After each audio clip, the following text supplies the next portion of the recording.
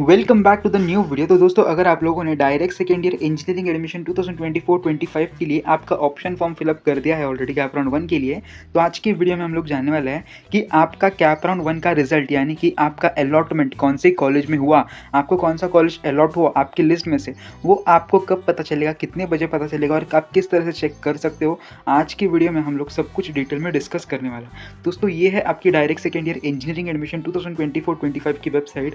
यहाँ पे जैसे ही आप लोग यहाँ पे आते हो अभी, तो यहाँ पे सबसे पहले तो आपको आपका फाइनल मेरिट लिस्ट का जो स्टेटस है वो देखने को मिल रहा है, और फिर आपकी जो रिवाइज्ड फाइनल मेरिट लिस्ट है ये देखने को मिल रही है। अभी तक यहाँ पे अलॉटमेंट के बारे में कुछ भी बताया नहीं गया है। तो आपका अलॉटमेंट आखिर कितने बजे होगा? अलॉटमेंट आपका जब भी होगा आपको व्हाट्सएप ग्रुप के अंदर लिंक भेज दी जाएगी। अलॉटमेंट होने से पहले ही मैं आप लोगों को लिंक भेज दूंगा, आपको वो लिंक चेक करते रहनी है और उसी लिंक के ऊपर आपका अलॉटमेंट डिक्लेयर होता है। ठीक है, तो आपको व्हाट्सएप ग्रुप ज्वाइन कर लेना है, क्योंकि मैं लिंक कुछ ही देर के बाद आपको व्हाट्सएप ग्रुप के अंदर भेज दूंगा। फिलहाल तो अभी हम लोग इंपॉर्टेंट डेट्स के अंदर जाके देखते हैं। तो यहाँ पे इंपॉर्टेंट डेट्स के अंदर आने के बाद जैसे जैसे आप नीचे जाते हो तो यहाँ पे आपको देखने को मिल रहा होगा कैप राउंड 1। ठीक है, कैप राउंड 1 के अंदर यहाँ पे आप देख सकते हो आपको कैप राउंड 1 का जो अलॉटमेंट है, display of provisional allotment for cap round 1, वो आपको 20 अगस्त 2024 के दिन आपको आपके वेबसाइट के ऊपर देखने को मिलेगा। अभी कहाँ पे एग्जैक्टली देखने को मिलेगा वो अभी हम लोग चेक करते हैं। तो 20 डेट को आखिर कितने बजे और कहाँ पे आपको ये चेक करना है। अभी फिर से मैं होम के ऊपर आ गया हूँ, तो जैसे ही आपका अलॉटमेंट डिक्लेयर हो जाता है आपको इसी पेज के ऊपर वो देखने को मिल जाएगा। ठीक है, या तो आपको आपका अलॉटमेंट यहाँ पे देखने को मिल सकता है, या फिर यहाँ पे देखने को मिलेगा, या फिर यहाँ पे देखने को मिलेगा। ठीक है, ये 3 पॉसिबिलिटीज़ है, आपको इन तीनों जगह में से कहीं पे भी आपका अलॉटमेंट देखने को मिल सकता है। अभी अलॉटमेंट पे आपको 2 चीज़ देखने को मिलेगी। सबसे पहले तो अलॉटमेंट लिस्ट यानी कि कॉलेजेस के नाम होते हैं और कौन से कॉलेज में कौन से बच्चे अलॉट हुए उसकी एक PDF होती है। ठीक है, अभी वो वेबसाइट कैसी दिखती है मैं पिछले साल की वेबसाइट के थ्रू आपको कंपेयर करके बता दूंगा। और आपको दूसरी चीज़ देखने को मिलेगी, दैट इज़ आपका सेपरेट अलॉटमेंट कि आपको कौन सा कॉलेज अलॉट हुआ है, आपको कौन सी ब्रांच अलॉट हुई है, आपको कौन सा सीट टाइप अलॉट हुआ है, ये सब कुछ आपको देखने को मिलेगा। फिर उसके बाद आपको कौन सा प्रेफरेंस अलॉट हुआ है, ये सब कुछ आपको आपके लॉगिन के अंदर देखने को मिलेगा। वो चेक करने के लिए आपको सिंपली आपका एप्लीकेशन आईडी और आपकी जो डेट ऑफ बर्थ है वो डालनी होती है। अभी उसके अंदर आपको एक्जैक्टली क्या क्या देखने को मिलेगा वो हम लोग आने वाले वीडियो में देख लेंगे। अभी मैं आपको ये बता देता हूँ कि आपका जो अलॉटमेंट है वो एक्जैक्टली कितने बजे देखने को मिल सकता है।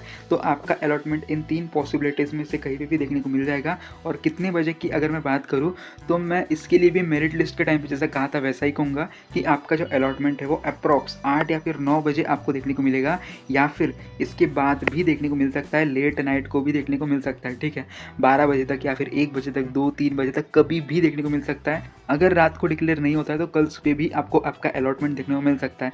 मोस्टली रात को ही आपका अलॉटमेंट डिक्लेयर हो जाएगा। तो आपको बस ये वेबसाइट चेक करते रहनी है, और मैं आपको व्हाट्सएप ग्रुप के अंदर लिंक भेज दूंगा, वो लिंक भी आपको चेक करते रहनी है। और जैसे ही आपका अलॉटमेंट आ जाएगा वैसे आपको तुरंत व्हाट्सएप ग्रुप के अंदर अपडेट दे दिया जाएगा, चैनल के ऊपर भी आपको अपडेट दे दिया जाएगा। अभी हमारा अलॉटमेंट अगर हमें पता चल गया तो उसके बाद एक्जैक्टली क्या क्या स्टेप्स फॉलो करनी होती है। तो जैसे ही आपका अलॉटमेंट आ जाता है तो आपको नेक्स्ट स्टेप क्या करनी है। तो दोस्तों, आपको 3 दिनों का टाइम दिया जाता है। उन 3 दिनों के अंदर सबसे पहले तो आपको सेल्फ वेरीफाई करना होता है, आपका सेल्फ ARC करना पड़ता है लॉगिन के थ्रू ही। वो कैसे करना है वो मैं आपको आने वाले वीडियोस में बता दूंगा। तो आपको सबसे पहले सेल्फ ARC करना है। फिर उसके बाद सपोज आपकी ये लिस्ट थी, ठीक है, सपोज आपकी ये कॉलेजेस की लिस्ट थी, इसमें से अगर आपको पहले प्रेफरेंस का कॉलेज अलॉट हो जाता है, यानी कि प्रेफरेंस 1 अगर आपको अलॉट हो जाता है तो आपको उसी कॉलेज के अंदर एडमिशन लेना होगा। इसलिए मैंने आपको पहले भी कहा था कि आपको प्रेफरेंस प्रॉपरली देना है। ठीक है, तो अगर आपको पहला प्रेफरेंस अलॉट हो जाता है तो आपको उसी कॉलेज के अंदर एडमिशन लेना होगा, उसे हम लोग आउट ऑफ फ्रीज भी कहते हैं। फिर उसके बाद अगर आपको अदर देन फर्स्ट प्रेफरेंस यानी कि सपोज ये कॉलेज अलॉट होता है और अगर आपको इसके अंदर एडमिशन लेना है तो आपको उधर सेल्फ फ्रीज करना होगा। ठीक है, एडमिशन लेना है तो सेल्फ फ्रीज करना है। या फिर अगर आपको अदर देन फर्स्ट प्रेफरेंस का कॉलेज अलॉट होता है और अगर आपको उसके अंदर एडमिशन नहीं लेना है तो आपको बेटरमेंट या फिर नॉट फ्रीज भी हम उसे कहते हैं, उसके ऊपर क्लिक करना होगा।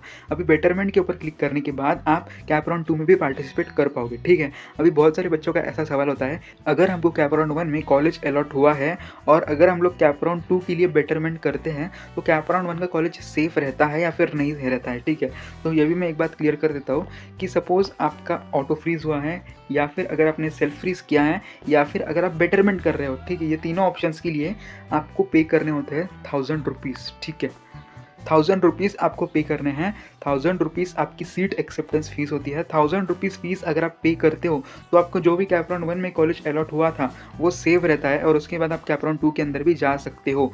और अगर आपका बाय चांस कैप राउंड 2 में कॉलेज अलॉट नहीं होता है तो आप लोग कैप राउंड 1 के कॉलेज के अंदर भी एडमिशन ले पाओगे, ठीक है। तो आपको 1000 रुपीज़ फीस पे करनी है।